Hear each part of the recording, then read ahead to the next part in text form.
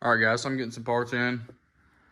I'm gonna take a video here of me jerking the mains out of it, putting the main studs in with the rod caps, torquing them down so I can take it to the machine shop. Gonna have them make sure the line bore's good, and putting the fire ring in the block. My studs for my head are back ordered till the first of the month.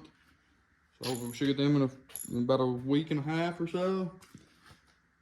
So yeah, I'm gonna take a quick video of me taking these mains out, taking the bearings out of the caps, and putting the rods in here so we can see if it needs line board or not.